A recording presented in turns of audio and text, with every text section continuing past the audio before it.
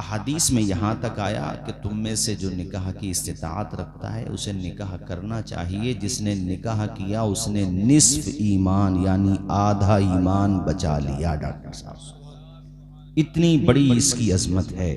तो दुनिया में जहाँ तक भी कलीम भाई हमारी ये बात पहुँचे, हम ये बताना चाहते हैं कि मुसलमानों को निकाह के हवाले से बहुत सोच समझ के कदम बढ़ाना चाहिए।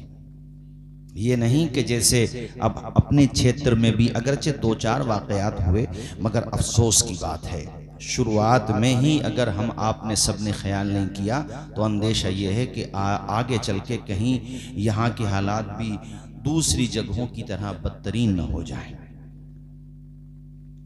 जैसे अब यहाँ आज प्रोग्राम है, इन्होंने तो नहीं मानी किसी की बात, किसी ऐसे आदमी की बात जो शरीयत के खिलाफ मशवरा दे, नाचने गाने का प्रोग्राम बताए, डीजों के आगे रीचों की तरह नाचने का मशवरा दे, गैर शरई काम करने का मशवरा दे। इन्होंने नहीं माना, बल्कि इन्होंने वो किया जो एक साहिब ईमान को, हुजूर के गुलाम को करना चाहिए। हम दुनियादार की मोहब्बत देखें भी क्यों कि साहब मोहब्बत रखता है, फुला आदमी कह रहा था, फुला दोस्त कह रहा था। मोहब्बत क्या है ये तुमने आज तक जाना ही नहीं है। कमाले मोहब्बत ये है कि 1400 साल पहले आमिना का लाल तहज्जुद की नमाजें पढ़ के तुम्हारे लिए मग़फ़िरत की दुआएं किया करता था। सुभान अल्लाह। मोहब्बत की इंतहा है कि मुलाकात है अल्लाह पाक से, मगर वहाँ भी ज़बान पे अगर नाम है और दिल में तसव्वुर है तो अपनी उम्मत का तसव्वुर है।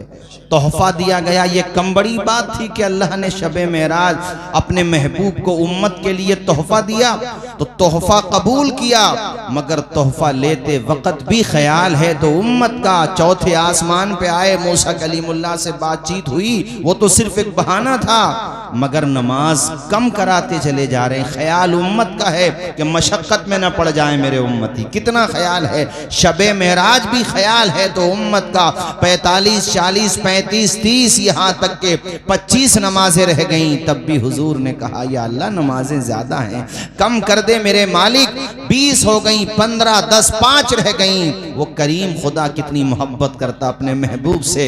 फरमाया महबूब जाकर के उम्मत से कह देना कि खुदा ने नमाजें कम की हैं, सवाब कम नहीं किया है। अगर कोई 5 टाइम की नमाज पाबंदी से खुलूस लिल्लाहियत और मेरी रजा के लिए पड़ेगा तो सवाब उसे 50 वक्त ही का दिया जाएगा। बेशक, सुभान अल्लाह। कितनी मोहब्बत अल्लाह पाक फरमाता आपसे, और आप बदले में क्या करें। अभी कारी जैगम साहब मेरे पास वीडियो 1 हफ्ता पहले पता नहीं कहाँ का है, बहरहाल है अपने मुसलमानों ही का। वो बाद में तो पुलिस की रेड पड़ गई वहां पे, और पढ़ना चाहिए थी, काम ही ऐसा था। 20 लाख रुपया बारात जब गई तो उसकी फैमिली वालों ने, दोस्तों ने 20 लाख रुपया ऐसे ही नोट यानी उड़ा दिया पैसा। वो बताओ, रिस्क की बेहुरमती करना, पैसे की। वो लोगों ने, जाहिर सी बात है, वैसे उसको फेंकोगे या तो किसी को दे ही दो, कम से कम किसी के काम में तो आएगा। इज्जत के साथ दे दो किसी को। 20 लाख रुपया, यानी किसी ने कहा था मुसलमानों की गरीबी देखना हो तो इनके मदरसे देखो, मस्जिदों के इमामों की तनख्वाहें देखो, इनके कॉलेजेस देखो, इस कौम में जहालतों का जो गिराफ है वो देखो। इनकी अगर गरीबी देखनी हो और मालदारी देखनी हो तो फिर इनकी शादियां देखो। जमीन भी बेचना पड़े तो बेच देगा, मगर शादी में नाक नीची नहीं होने देगा। हालांकि याद रखना चाहिए, नाक जिसकी सबसे ज्यादा ऊंची कही जाती थी, जो अपने आप को यह कहता था कि मेरी नाक कभी नीची नहीं होगी, उसकी नाक में भी आखिर में लंगड़ा मच्छर चला गया था। गया था कि नहीं गया था भाई? फाइनली उसकी नाक में भी लंगड़ा मच्छर चला गया था, और वो भी दुनिया से चला गया। तो नाक तो किसी की ऊंची ना हुई, इज्जत भी उसी की रहेगी जो हुजूर के रास्ते पर रहेगा, वरना कुछ नहीं रहेगा मेरे भाइयों। मैं देख रहा हूं आजकल फिर दोबारा से अपने इलाके में भी, अरे ऐसे हालात में, अभी इशारा किया ना कारी साहब ने, कारी जगम साहब ने, ऐसे हालात में भी जबकि हमें और आपको परेशान करने के लिए क्या क्या साजिशें नहीं हो रही हैं, और हम इतने गैर जिम्मेदाराना हरकतें करते हैं। मतलब वो लोग भी सोचते होंगे कि इनके बारे में जल्दबाजी करने की जरूरत क्या, ये तो खुद ही मिटने के काम कर रहे हैं। नहीं सोचते होंगे? ऐसे काम हमारे वहां पर हो रहे हैं मेरे साथियों। काम ये है जो माशाल्लाह आज हो रहा है। मगर यही रहे, कई जगह शिकायत ये भी मिली कि रात में आपका जलसा था, सुबह को किसी और का प्रोग्राम था। नहीं, यहां की बात नहीं कर रहा हूं, मैं बता रहा हूं। ऐसा भी हुआ कि रात में उलमा को बुलाकर खुतबा नुकबा और शुअरा को बुलाकर के जिक्र मुस्तफ़ा हुआ, और जब बारात जाने लगी तो दूसरा कार्यक्रम हुआ। ऐसे लोग हमारी बात माने या ना माने वो नाराज हो जाएं, मगर वो याद रखें कि सुबह मगरूर को वो शाम भी कर देता है, शोहरतें करके खत्म गुमनाम भी कर देता है। वक्त से आंख मिलाने की हिमाकत न करो, वक्त इंसान को नीलाम भी कर देता है। सुभान अल्लाह, सुभान अल्लाह। नारे तकबीर, नारे रिसालत, उलमाए अहले सुन्नत। सुभान अल्लाह। रात हो या दिन हो, बारात जाए। हाँ, आपके वहां से बारात गई, मुझे बाद में लोगों ने सबूत भी दिए। माशाल्लाह, मैं मशवरा दे के गया था कि भाई अमामे बांध के जाना, सर पे हुजूर की सुन्नत सजा के जाना। माशाल्लाह किया आप लोगों ने। शहबाजपुर गई थी बारात, कहाँ गई थी भाई? नाठेर गई थी। आपने माशाल्लाह अमल किया, हमें अच्छा लगा, बहुत अच्छा किया। भाइयों, यहाँ से बारात जाए तब भी और वापस आए तब भी, किसी भी मौके पे दामन मुस्तफ़ा का छूटना नहीं चाहिए। इंशाअल्लाह दामन मुस्तफ़ा का छूटना नहीं चाहिए। तरके दुनिया ज़बां पे हो हमदो सना, फिर इबादत का कैसा मजा आएगा। दिल में यादे इलाही की हो जोस्तजो, फिर तिलावत का कैसा मजा आएगा।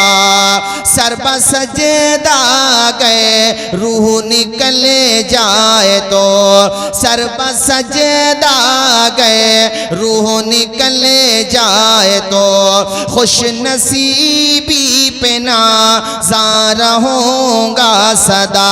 लोग मुझको उठाए मैं उठ ना सकूं, लोग मुझको उठाए मैं उठ ना सकूं, तब इबादत का कैसा मजा आएगा। रोज़ा-ए मुस्तफ़ा देख आए सभी, और अभी बोलो इंशाअल्लाह। रोज़ा-ए मुस्तफ़ा देख आए सभी, आरज़ू जुस्तजू हर घड़ी है यही, लब पे नहाते नबी गुनगुनाते। क्या बात है। लब पे नहाते नबी गुनगुनाते रहे, फिर जियारत का कैसा मजा आएगा। लब पे नहाते नबी गुनगुनाते रहे, फिर जियारत का कैसा मजा आएगा। हमको बतला गए हैं ये इब्ने अली। सुभान अल्लाह। जरा जोर से बोलो। हम अबू बकर वाले भी हैं, सुभान, उमर वाले भी हैं, हमारे हाथ में दामन उस्मान का भी है, और अल्हम्दुलिल्लाह अली वाले भी, बल्कि मैं कहूंगा हम ही अली वाले हैं। गलत तो नहीं कहा? हम ही। तो एक नारा जरा जोर से लगाओ, नारे हैदरी। कभी दीवार हिलती है, कभी दर कांप जाता है, अली का नाम सुनकर अब भी खैबर, आवाज आए अब भी खैबर।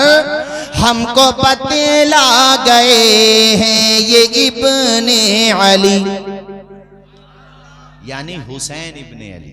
हमको बतला गए हैं ये इब्ने अली, हक पे कायम रहो, मौत से ना डरो, हक पे कायम रहो, मौत से ना डरो, हक पे कट जाए मैदान में गालिब अगर, फिर शहादत का कैसा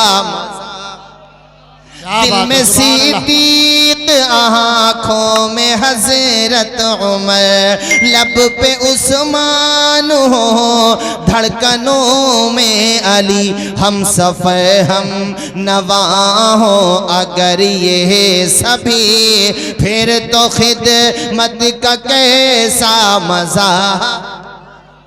सुभान अल्लाह, जरा बुलंद आवाज से तो बोलो सुभान अल्लाह, और बुलंद आवाज से बोलो सुभान अल्लाह।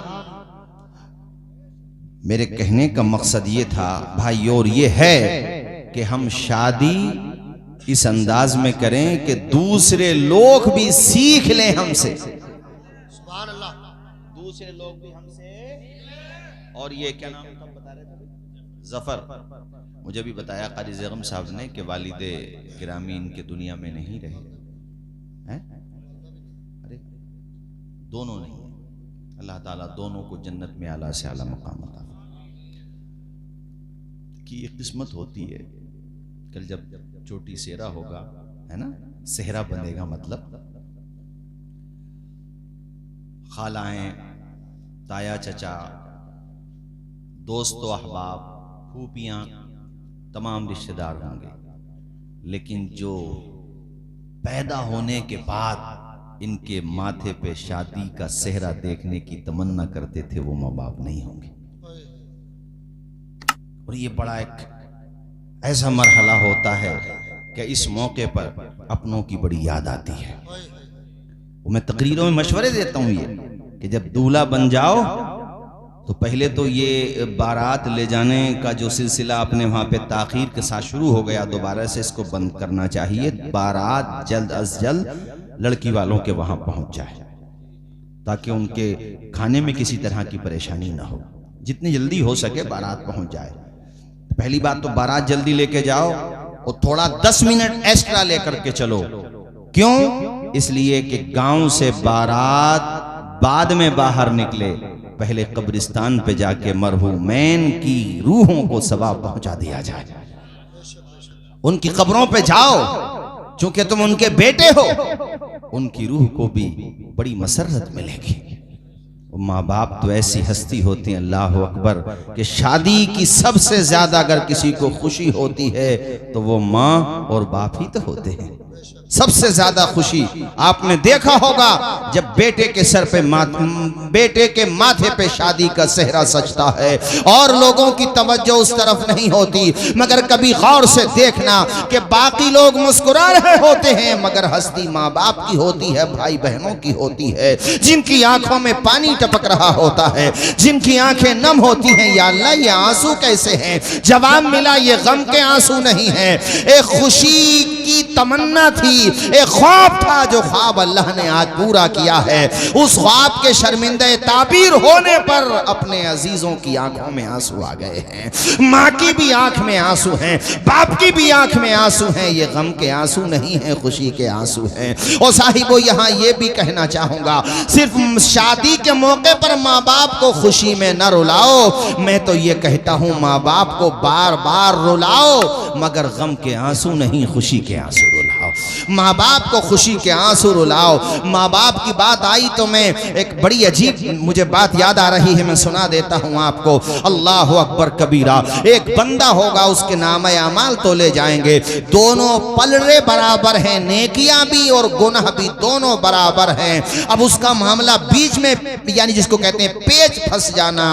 अब वो जहन्नम की तरफ भी नहीं जा रहा है, जन्नत की तरफ भी जाने का हुक्म नहीं हो रहा है। अब वो बड़ा परेशान अरमान है कि काश मुझे एक नेकी मिल जाए तो मेरा बेड़ा पार लग जाए। मगर देखिए नेकी तो ना मिल सकी, उसके नाम अमाल में एक फरिश्ता आता है और गुनाहों के पलरे में आकर के गुनाह डाल देता है, जिसकी वजह से गुनाह बढ़ गए। फैसला होता है जहन्नम में जाने का, इसको जहन्नम में जाने का ऑर्डर होता है अल्लाह पाक की तरफ से। अब उसको जहन्नम में ले जाया जाता है। जरा सोचो क्या बीच रही होगी कि एक नेकी मिल जाती तो मेरा काम बन जाता।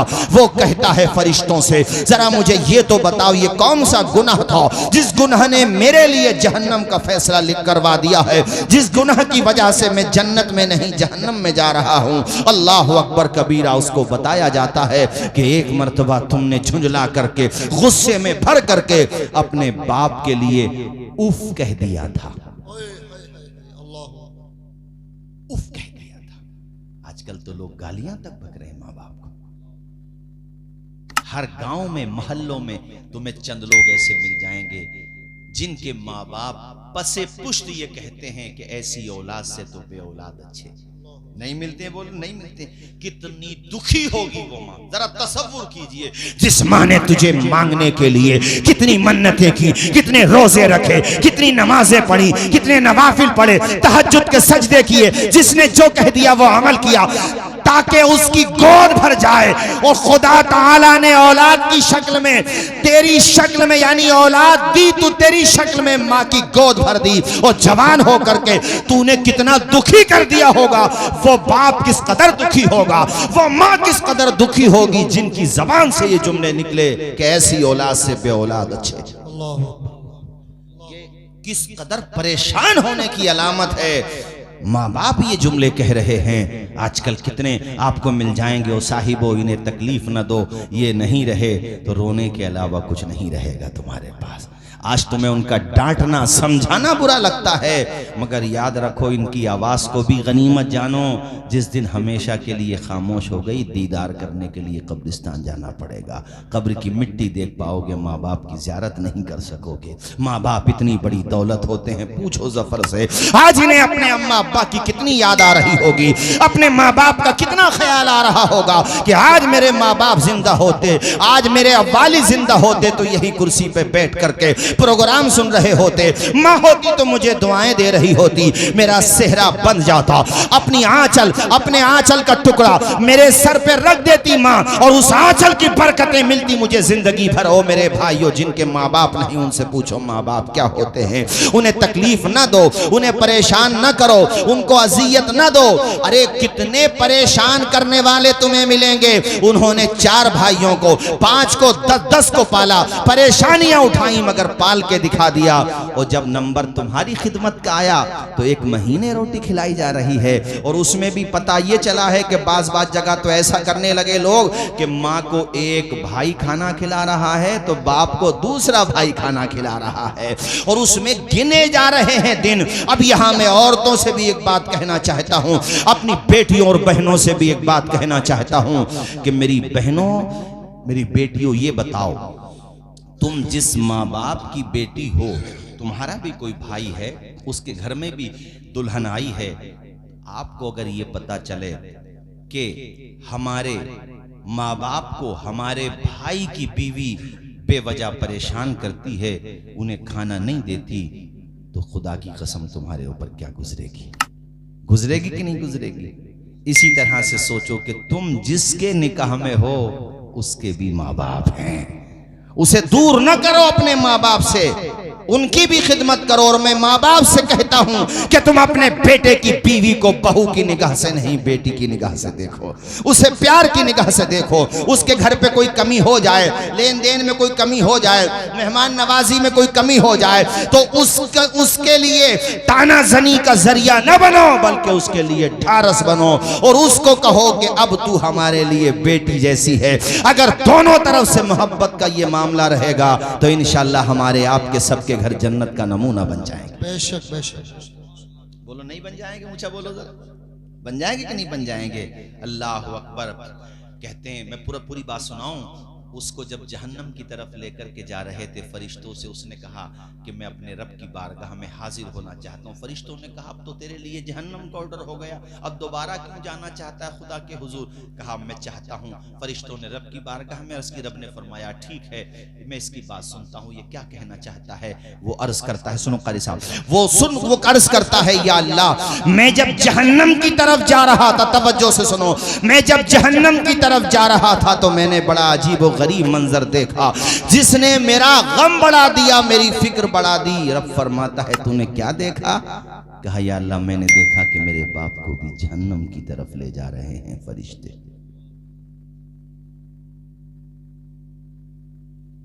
मेरे बाप को भी।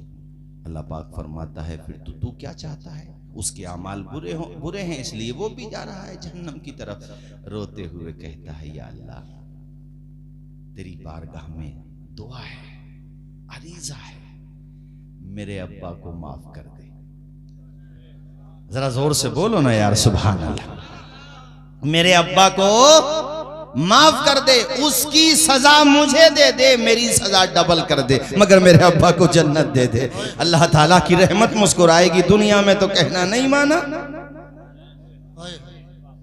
दुनिया में तो कहना नहीं माना, यहाँ इतनी फिक्र। रोते हुए कहेगा मालिक है तो मेरा बाप, मैंने दुनिया भी कहा ना माना, यहाँ भी अपने अब्बा को जहन्नम में जलते हुए देखूं, ये मुझसे नहीं हो सकेगा। मैं तो जहन्नम में जा ही रहा हूँ, मेरे अब्बा की सजा मुझे मिल जाए, मुझे डबल सजा मिल जाए, मगर मेरे अब्बा जन्नत में चले जाएं। मेरे वालिद जन्नत में जाके ये बात तो याद रखेंगे कि मैं अपने बेटे की वजह से सुकून पा सका। दुनिया में उन्हें गम रहा कि बेटा नाफरमान रहा, मगर जन्नत में जाके तो सुकून मिलेगा। मेरे रब को ये जवाब इतना पसंद, इतना पसंद।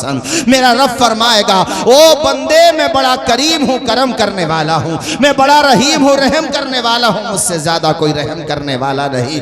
तू बेटा हो करके अपने बाप के लिए इतना अच्छा सोच रहा है, मैं तो तेरे बाप का भी रब हूँ, तेरा भी रब हूँ। ए मेरे बंदे मैं सबका रब हूँ, मैं इंसानों का भी रब हूँ, जिन्नात का भी रब हूँ, फरिश्तों का भी रब हूँ, कुल कायनात का रब हूँ, मैं तो रब्बुल आलमीन हूँ। ओ मेरे बंदे मुझे तेरा ये जवाब इतना पसंद आया है, अब तू ऐसा कर अपने अब्बा की उंगली थाम ले। अब सिर्फ तेरा बाप जन्नत में नहीं जाएगा बल्कि बाप का बेटा भी जन्नत में जाएगा। वाह वाह, नारे तकबीर।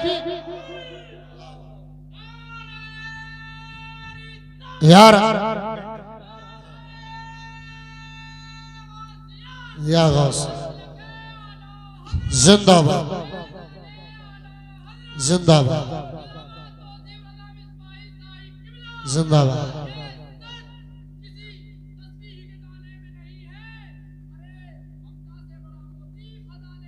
क्या बात,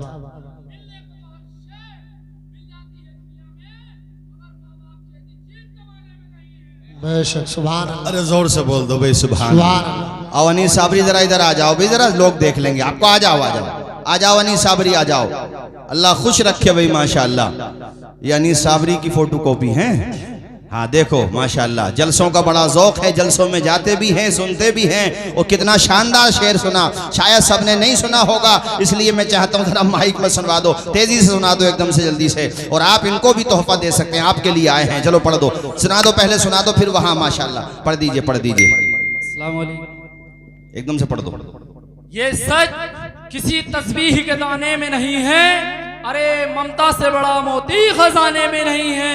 और मिलने को तो हर शे मिल जाती है दुनिया में, मिलने को हर शे मिल जाती है दुनिया में, मगर माँ बाप जैसी चीज जमाने में नहीं है। माशाअल्लाह, इतना अच्छा इन्होंने पढ़ा कि मुझे फौरन सज्जाद निज़ामी के लिखे हुए, सज्जाद निज़ामी साहब मरहूम के पढ़े हुए वो दो मिसरे याद आ गए, माँ बाप की बात याद आ गई। आज के जलसे का सवाब अल्लाह ताला हमारे जफर भाई के माँ बाप को अता फरमाए। जोर से आमीन बोलो भाई, जरा जोर से। अल्लाह ताला उनको गरीक रहमत फरमाए, जन्नत में बहारें अता फरमाए। मरहूम सज्जाद निज़ामी साहब अब दुनिया में नहीं रहे, वो माँ बाप के बारे में ये दो मिसरे पढ़ते थे। ज्यादातर मैं माँ बाप के बारे में तकरीर करता हूँ तो मुझे याद आ जाते हैं। अल्लाह ताला उनको भी गरीक रहमत फरमाए। वो जीते जी दुनिया में जन्नत का मजा ले, वो जीते जी दुनिया में जन्नत का मजा लेंगे, वो जीते जी दुनिया में जन्नत का मजा लेंगे, जन्नत का मजा लेंगे। जो बाप को खुश रखेंगे और माँ की दुआ लेंगे। सुभान अल्लाह, सुभान जो अल्लाह। बाप को खुश रखें। पूरा मजमा मेरे साथ पढ़े। फुल सिंगे का हमारे माशाल्लाह जो जोड़ है नातखानी करता है माशाल्लाह, वो भी उपस्थित है माशाल्लाह। सबको अल्लाह पाक शाद व आबाद रखे। आप जिस शक्ल में भी हुजूर की तारीफ कर रहे हैं बहुत अच्छी बात है। पढ़िए सारे लोग मेरे साथ। वो जीते जी दुनिया में जन्नत का मजा लेंगे। आप कहोगे मौलाना तौसीफ रजा साहब, अपने माँ बाप का कहा मानने से, वो बीमार हैं तो अच्छे डॉक्टर को दिखाने से, उनकी तबीयत नासाज है तो उनका सर दबाने से। मैं तो कहता हूँ उनके पास ज़्यादा से ज़्यादा वक्त दो, फिर हमसे पूछो कि वक्त देने से, अपने माँ बाप की खूब खिदमत करने से हमें क्या मिलेगा? तुम्हें भाइयों तुम्हें बताऊं, तुम्हें जन्नत का पता मिलेगा, दुनिया में सुकून मिलेगा। जो माँ बाप का खिदमतगार रहेगा दोनों जहां में बेड़ा पार रहेगा। क्या बात है, सुभान।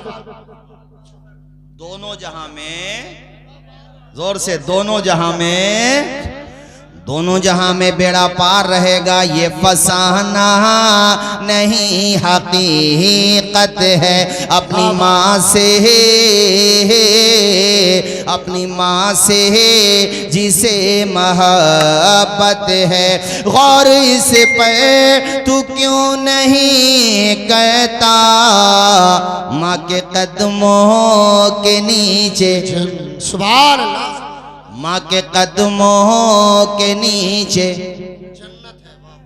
तो आज मैं यही पैगाम दूंगा कि माँ बाप को रुलाओ, नई बात सुनो, रुलाओ मगर गम में नहीं। क्या बात है, जोर से, गम में नहीं और खुशी में। ऐसे जैसे मैं ये सुना दूं बस 10-15 मिनट में, चूंकि मुझे अपने बाद वाले मेहमानों का भी ख्याल है। खुशी में ऐसे रुलाओ कि इतने कामयाब हो जाओ, इतने कामयाब हो जाओ कि तुम्हारे पीठ पीछे तुम्हारे अब्बा या तुम्हारी वालदा यानी तुम्हारी अम्मी या तुम्हारे अब्बू, अरे चलो तुम्हारी मम्मी या डैडी, वैसे मम्मी अम्मी रहे तो सही है। हाँ, ये भी नया कल्चर चला। आज से खासी अम्मी अम्मी बोलते थे, अब मम्मी कहने लगे। और बाद जगह तो मम्मी भी खत्म हो गया, मोम कहने लगे। हमने कहा मोम ही रह दियो, मोमबत्ती मत कर दियो। हैं, वो डैडी बोलते, चलो डैडी इंग्लिश में बोल देते हैं, अब वो डैड हो गए। बताओ जरा सा तलफ्फुज़ खराब अगर बिगड़ जाए तो डैड की जगह डेथ हो जाए। तो इसलिए भैया अपना जो कल्चर है उसी को बाकी रखो, ठीक है कि नहीं? हाँ, अपना जो मशरिकी कल्चर है उसी को बाकी रखो। माँ बाप के बारे में बताना चाहता हूँ मेरे भाइयों, मैं आपको समझाना चाहता हूँ, अपने माँ बाप की ज्यादा से रुलाओ उन्हें, मगर ऐसे कि पीठ पीछे तुम्हारी तारीफ करें कि बहुत कमेरा है हमारा लड़का। बोलते कि नहीं बोलते? अपनी बहनों की शादी कर दी, भाइयों की शादी कर दी, घर बना दिया, परिवार अच्छा चला रहा, काम से लगा हुआ, ये तारीफ हो, ये ना हो पता चला किसी बुरी आदत का शिकार हो गया। जैसे बाज लड़के हमारे मुसलमानों में भी अल्लाह की पनाह शराब तक की शिकायतें आ रही, नशेड़ी बन रहे। हाँ, और ये मोबाइल जब से चला है तो इसने भी साहब बड़ी आफत पूरे समाज के अंदर दाखिल कर दी मोबाइल ने। अब यहां से वापस जाएंगे, आप तो कहीं भी, यहीं की बात नहीं कर रहा हूं, आप कहीं भी जाओ, रात में 3 बजे 4 बजे 5 बजे 2 बजे 1 बजे मुसलमानों की बस्तियों में आप चले जाओ, कब्रिस्तान की बाउंड्री है, आपको कब्रिस्तान की बाउंड्री पे दिन में जाते हुए डर लगेगा, मगर रात में 4 बजे भी 4-5 मजनू तुम्हें जरूर मिलेंगे कब्रिस्तान की बाउंड्री पे। अबे मरने आए हो, क्या करने आओ ये बताओ? यहाँ आने की तुम्हें इतनी जल्दी है? अगर आए भी हो तो फातिहा पढ़ो, मगर मोबाइल कान पे लगा हुआ होगा, और कान पे लगा आप नहीं पहचान पाओगे उनको, वो तो कोई तुम्हें बताएगा तो पता चलेगा। कब्रिस्तान की बाउंड्री हो, आपके स्कूल की बाउंड्री हो, हैं, तालाब की बाउंड्री हो, आपको कुछ न कुछ मजनू मिलेंगे जरूर। वो तो फिर किसी ने हमें एक दिन बताई ये बात कि जिधर देखो उधर ही इश्क के बीमार बैठे हैं, हजारों मर चुके हैं, सैकड़ों तैयार बैठे हैं। स्कूल की बाउंड्री हो या फिर अपने संबल की रेल की पटरी हो, ये भी सिकम मारे है? गलत तो नहीं कहा भाई डॉक्टर साहब हमने? पुलिया पे जरूर मिलेंगे। ये काम मुसलमानों के रह गए। भाइयों तुम इस काम के लिए नहीं आए हो, तुम दुनिया में पढ़ने के लिए आए हो। बस आखिर में बता दूं कि हमें अपने बच्चों को पढ़ाना है। ये मन बना लो, पढ़ाओ। और ये कभी मत सोचो यार पढ़ाई के लिए तो पैसा चाहिए। वैसे ज्यादातर दुनिया में उन्हीं लोगों ने नाम रोशन किया है जिनके बाप के पास पैसा नहीं था। बहुत काम की बात बता रहा हूं। पैसे वाला तो ये सोचता मेरे अब्बा पे बड़ी जायदाद है, मैं पढ़ के क्या करूंगा, अंगूठा छाप ही रह जाता इल्ला माशाल्लाह। कुछ को छोड़ के ज्यादातर के जहन में तो यही रहता मैं पढ़ के क्या करूंगा, मेरे अब्बा पे बहुत जायदाद है। वो नील बटा नील, जीरो बटा सन्नाटा।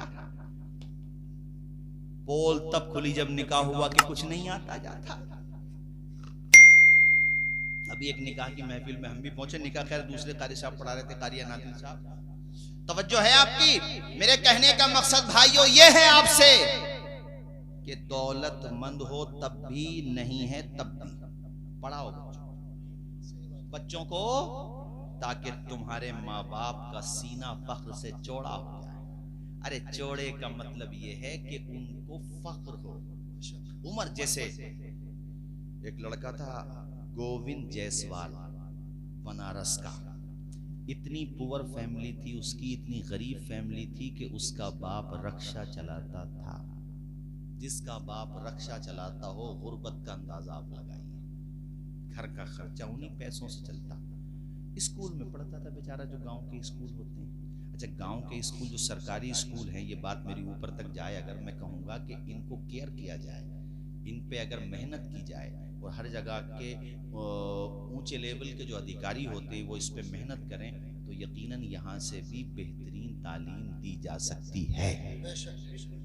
तो खैर पहले के लोग नहीं होते थे सरकारी स्कूलों में पढ़ो, कितने शानदार होते थे कि नहीं होते थे। अब निजाम बिगड़ गया। तवज्जो फरमाइए, गोविंद जायसवाल पढ़ते थे स्कूल में। तो बहरहाल वो उन्हीं के आसपास का या उन्हीं की बस्ती का या दूसरी बस्ती का बहरहाल कोई अमीर लड़का था, उससे दोस्ती हो गई। वो किसी दिन अमीर लड़के के साथ चले गए उसके घर पे। अमीर बाप ने अपने घर के आंगन में गरीब आदमी को देखा, फटे हुए कपड़े, पसीने की बदबू, उसको बड़ी इंसल्ट लगी। हालांकि अमीर हो या गरीब, जाना सबको कब्र ही में है। दूसरे समुदाय में हो तो भाई उनका भी अंतिम संस्कार की एक ही प्रक्रिया होती है। चंदन की लकड़ी का फर्क हो या दूसरी का, बहरहाल अमीर गरीब में आखिरी संस्कार में तो कोई डिफरेंस नहीं होता। हमारे वहां सबको कब्र में ही जाना है। कफन के कपड़े की क्वालिटी का फर्क हो सकता है, बस जाना तो सबको कब्र में ही नहीं भाई, जाना सबको। तो मैं बता रहा हूं बहरहाल इंसान की सोच होती है। उसने जो है अपने लड़के को डांटा कि तूने इस गरीब से जिसके बदन से पसीने की बदबू आ रही है दोस्ती क्यों की।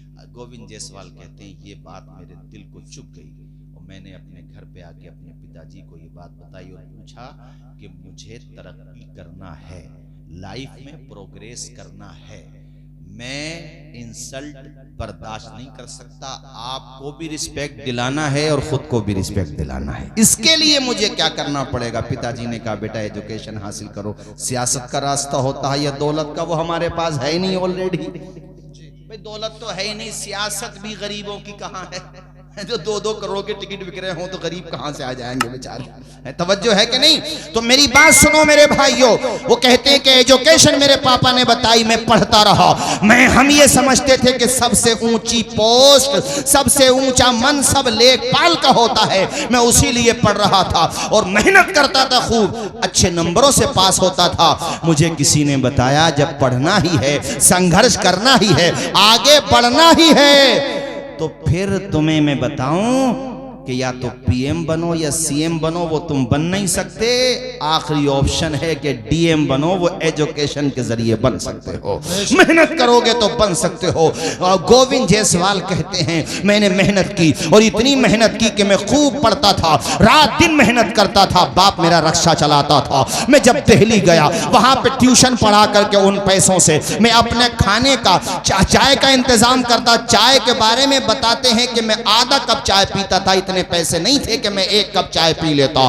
खाना भी मैं औरों के मुकाबले में बहुत लोकल दर्जे का खाना खाता था, अपने दोस्तों की तरह मर्डर गश्ती नहीं करता था, 17-17 घंटे 18-18 घंटे पढ़ता था। गोविंद जायसवाल अपनी हिस्ट्री बयान करते हुए कहते हैं, इससे ज्यादा अगर मैं मेहनत करता तो मर जाता। उधर घर पे हमारे पापा के पांव में सेप्टिक हो गया, यानी वो रक्षा भी नहीं चला पा रहे थे, ऑपरेशन भी होना था, ऑपरेशन करने के लिए अच्छे डॉक्टर की जरूरत थी, मगर गुर्बत की वजह से जिस तरह से भी जहां हुआ ऑपरेशन किया गया। कहते हैं ये जिंदगी आपको संघर्ष करना सिखाती है, मगर साहिबो फुलसिंगा के मेरे दीनी भाइयों, जब निगाह मंजिल पे हो तो आपको मंजिल नजर आती है, रास्ते की रुकावटें नजर नहीं आती हैं। और कामयाबी वही हासिल करता है जिसकी रगों में खून से ज्यादा मकसद को पाने का जुनून दौड़ रहा हो।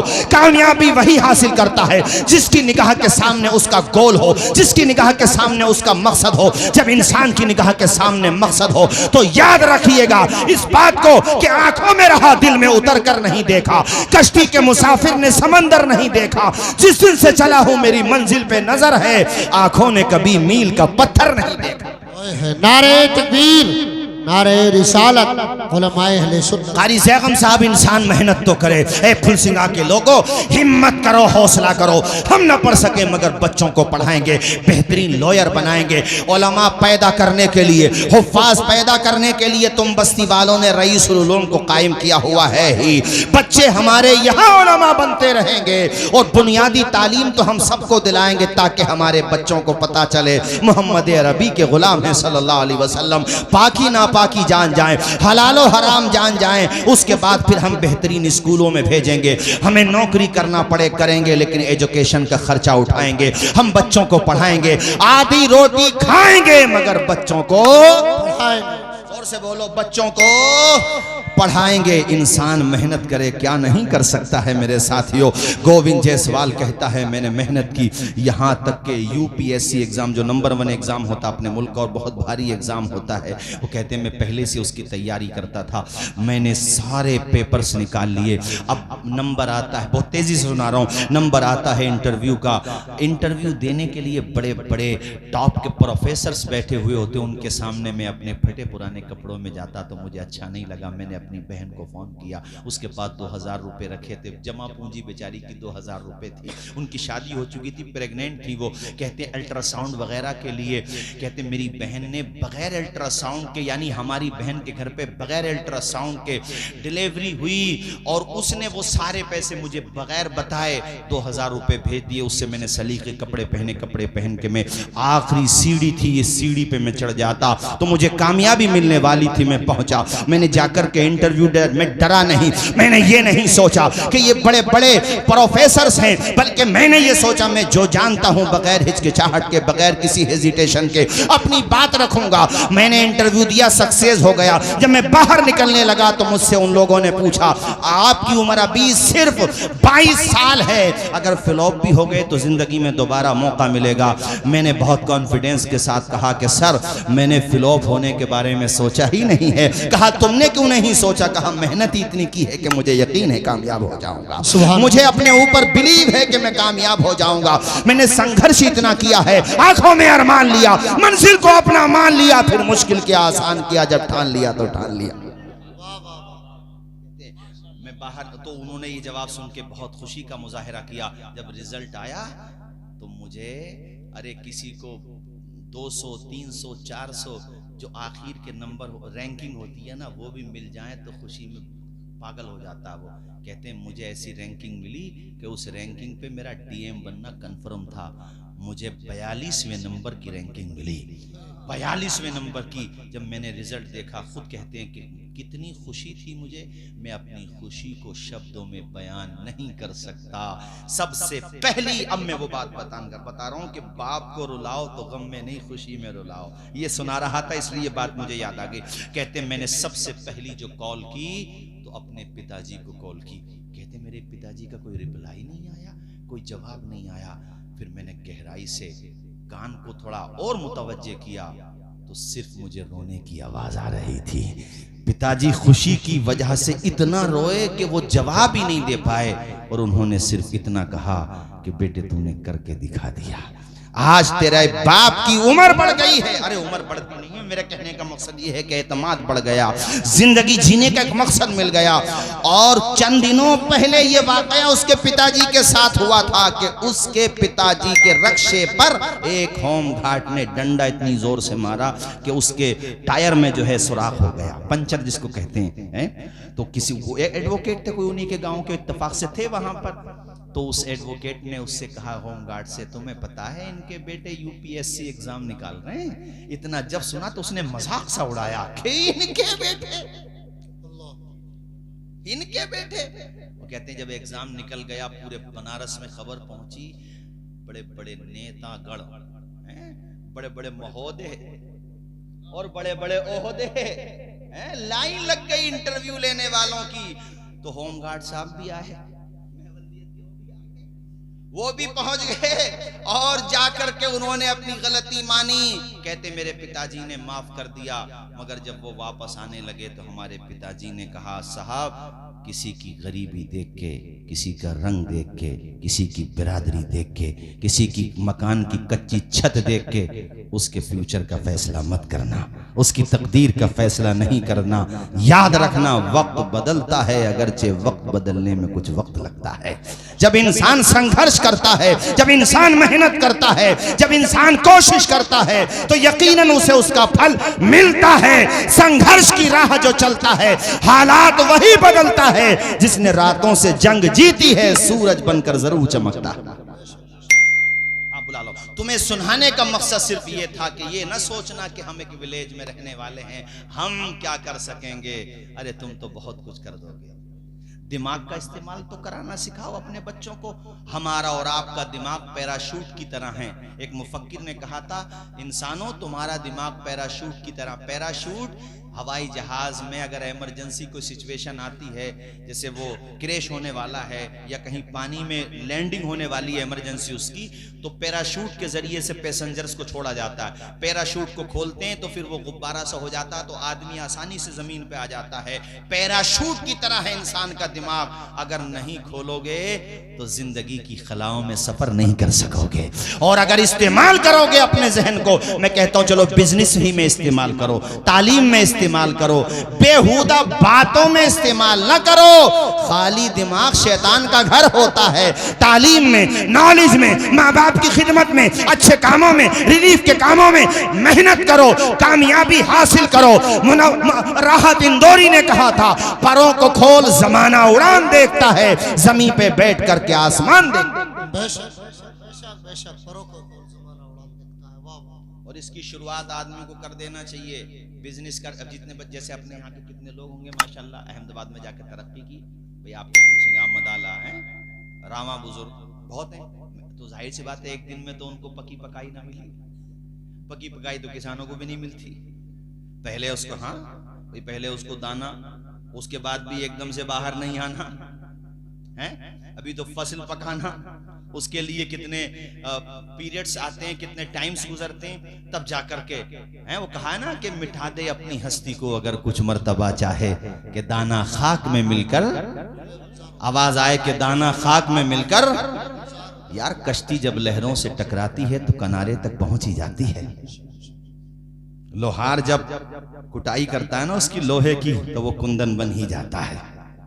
चूंटी भी जब अपनी मंजिल की तरफ जाती है, दीवार पे देखा होगा, गिरती है, फिर चढ़ती है, फिर गिरती है, मगर फाइनली उसे भी कामयाबी मिल जाती है। वो चूंटी हिम्मत नहीं हारती। यार तुम तो अशरफुल मखलूकात हो। संघर्ष तो करना सीखो।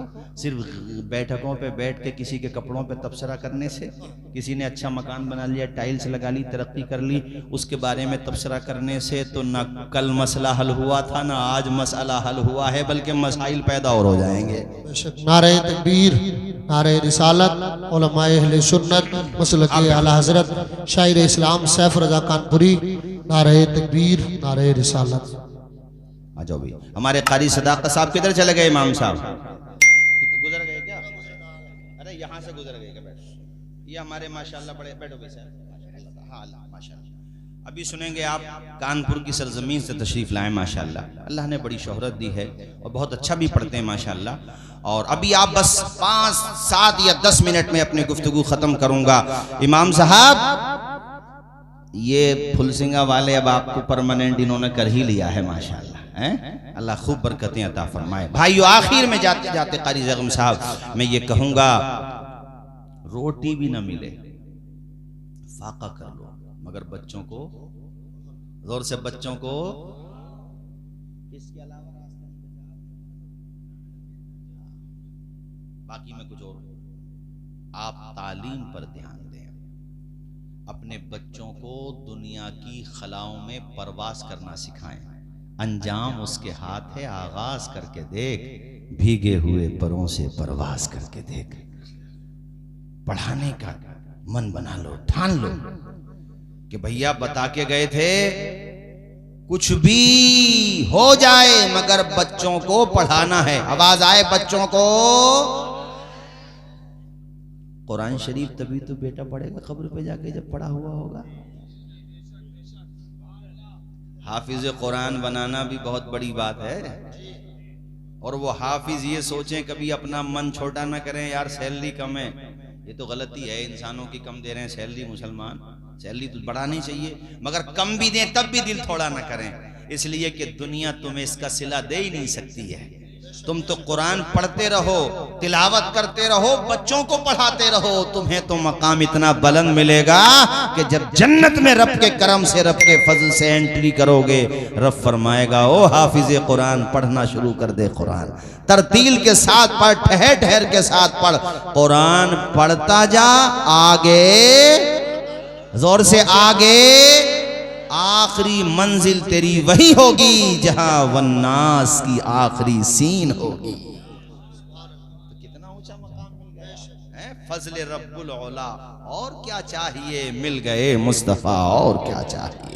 इसलिए हुफ्फाज उलमा कुर्रा से मैं कहूंगा कि ये देखो मसाजिद में जो मकतब पहले अपने यहाँ पे चल रहा, मकतब यहाँ पे तो चलो मदरसा है ही माशाल्लाह, मस्जिदों में मकतब चलते थे नहीं चलते थे? पहले हाफिज साहब पढ़ाते थे, नाजरा पढ़ते थे। अब मुझे ये फिक्र होने लगी है, मैं देखता हूँ अपने इलाके में ये रिवाज खत्म हो गया, तनख्वाह भी बढ़ाओ और ये बच्चों को भी पढ़ाओ, मकतब की सूरत में भी, मसाजिद में भी। अरे मस्जिद नबवी ही में तो सबसे पहला मदरसा कायम हुआ था, सुफ़ा का चबूतरा, असहाबे सुफ़ा वहीं पे तो पढ़ते थे।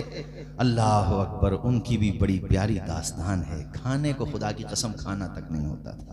कितनी दफा तो ऐसा, हजरत अबू हुरैरा कहते हैं इतनी भूख थी कि भूख की वजह से मैं बाहर आ गया। अबू बकर सिद्दीक आए तो मैंने ये सोचा कि ये मुझसे खाने को कहेंगे, मगर वहाँ पे भी कुछ नहीं था। हजरत उमर आए, कहते हैं फिर जाने आलमीन आ गए, मेरा चेहरा देख के समझ गए मुस्तफ़ा के अबू हुरैरा को खाने की ज़रूरत है।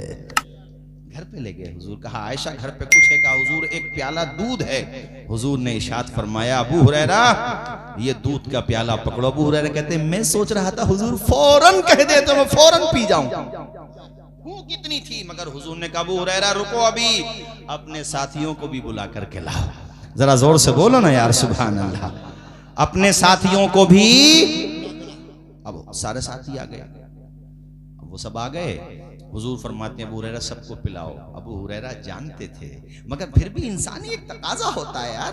कहते थे मैं कभी दूध को देखता था, कभी पीने वालों की तादाद देखता था, मगर यकीन था मैं दूध पे भरोसा नहीं कर रहा था, पिलाने वाले मुस्तफा पे भरोसा कर रहा था। मेरे करीम से अगर कतरा किसी ने मांगा, दरिया बहा दिए हैं, दुर्बे बहा दिए हैं। जब आ गई हैं जोशे रहमत पे उनकी आंखें जलते बुझा दिए हैं, रोते हंसा दिए हैं। रोते हुए सहाबा मुस्कुराने लगे और हुजूर की अदाओं को देख के उनके लबों पे मुस्कुराहटों के गुलाब खिल गए। अल्लाह के पैगंबर ने सबको वो दूध नोश करने का हुक्म दिया। अबू हुरैरा कहते हैं आखिर में मेरा नंबर आया, अब मैं वो दूध देख रहा हूँ, खुदा की कसम है। हजरत अबू हुरैरा कहते हैं जैसे मैंने शुरू में पेश किया था उस वक्त का एक कतरा भी दूध का कम नहीं हुआ था और सबके सब सैराब हो गए थे। अब फिर भी कोई कहता हुजूर हमारी तरह है तो उसे आईने में मुंह देखना चाहिए। गलत तो नहीं कहा मैंने? है हुजूर की तरह 70 सहाबा थे कमोबेश, बहरहाल मुताद्दिद सहाबा किराम थे। काफी दिनों के बाद हदीस सुना रहा हूं तो चूंकि कैमरे लगे हुए हैं और मैं ये चाहता हूं कि स्टेज से शायर हो, खतीब हो नकीब हो, कसे बाशद कुजा बाशद, गैर शरी न वो तकरीर करे न वो शेर पढ़े। चूंकि फिर होता यह है कि अहले सुन्नत के उलमा की जगहसाई होती है, लोग उसका मजाक उड़ाते हैं। तो जो भी बात हो, इसलिए भाई मैंने खुद भी कह दिया, इंसान हूं, चूंकि अब अचानक याद आ गई हदीस, तो मैं बता रहा हूं 70 थे या 60 थे, कमो बेश, बहरहाल तादाद इधर उधर हो सकती है, लेकिन थे अच्छे खासे, थे अच्छे खासे। सबको हुजूर पाक ने वो दूध सबने नोश कर लिया हुजूर के हुक्म से। अबू हुरैरा कहते हैं अब बस मेरा ही नंबर था, वो कहते हैं मेरा ही नंबर था, मगर आका की शान देखो। आका ने मैंने कहा हुजूर आप नोश फरमा लें, कहा नहीं अबू हुरैरा आप पियो। कहते हैं मैंने पिया, जिसको कहते हैं ना तबीयत से पिया। हुजूर ने फरमाया और पियो, क्या बात, और पिया। आप फरमाते फुल हो गया मामला, नहीं समझे, यानी गुंजाइश न रही। हुजूर ने कहा हो गया, अबू हुरैरा कहा या रसूल अल्लाह, अल्लाहु अकबर, या रसूल अल्लाह, अब गुंजाइश न रही। आमिना के लाल ने सबको सैराब कर दिया। एक तरफ मुस्तफा का इख्तियार देखो कि एक प्याला दूध को मेरे आका ने 70 सहाबे कराम कमोबेश आपने उनको पिला दिया, अल्लाहु अकबर कबीरा। दूसरी तरफ असहाबे मुस्तफा का सब्र देखो कि खाने को रहे ना रहे, पीने को रहे ना रहे, मगर सीने में इल्म रहना चाहिए, हाथों में कलम रहना चाहिए। यही आज मैं आपको पैगाम दे रहा हूं। पहनने को जूता रहे ना रहे, पहनने को आपके पांव में पहनने को जूता रहे ना रहे, बदन पे पहनने को बेहतरीन कोट पैंट अच्छे कपड़े रहे ना रहे, सर छुपाने को छत रहे ना रहे, मगर सीने में इल्म रहे, हाथों में कलम रहे। वमा अलैना इल्लल बलाग। अस्सलामु अलैकुम व रहमतुल्लाहि व